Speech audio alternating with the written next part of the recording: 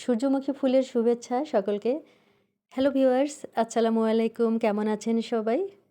আশা করছি আল্লাহর রহমতে আপনারা সকলেই সুস্থ আছেন, নিরাপদে আছেন। কারণ আমাদের জীবনের কোনো গ্যারান্টি নাই। আমরা কে কখন চলে যাব, কখন থাকব। এটা সম্পূর্ণ ডিপেন্ড করে মহান সৃষ্টিকর্তার উপরে। তবু আমরা সকলেই সকলের জন্য শুভকামনা আ চাইবো। আমরা সকলেই যেন সুস্থ থাকি, নিরাপদে থাকি, ভালো থাকি। তো আমি গতকাল একটি সেলাই শুরু করেছিলাম আ সূর্যমুখী ফুল। তো সূর্যমুখী ফুলের বীজটা তো হচ্ছে আপনার খয়েরি কালার বা এই ধরনের কালার থাকে। তো আমার কাছে ওই ধরনের কালার ছিল না, শেষ হয়ে গিয়েছে। সে কারণে আমি অ্যাশ কালার দিয়ে বীজটা তৈরি করেছি এবং আজকে হলুদ কালার দিয়ে পাপড়িগুলো তৈরি করছি। তো এই সেলাইগুলো আ সেলাইয়ের হাতেখড়ি আমার মার কাছে, আমাদের সবার। কারণ আমরা গ্র্যাজুয়েশন করা পর্যন্ত মার হাতে তৈরি ড্রেসগুলোই পরতাম। তার আগে কোনোদিনও আমরা কোনো কেনা ড্রেস পরিনি।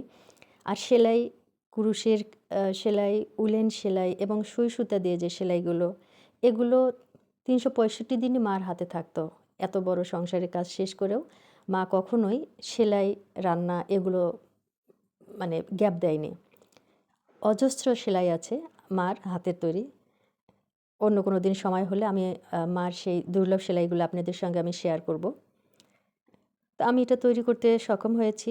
খুব সুন্দর হয়েছে। গতরাতে রুমের ভিতরে একটা বাটারফ্লাই ওড়াউড়ি করছিল।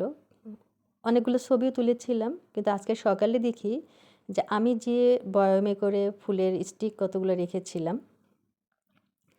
টিভি অন করে দিয়ে দেখি যে বাটারফ্লাইটা ওখানে বসে আছে।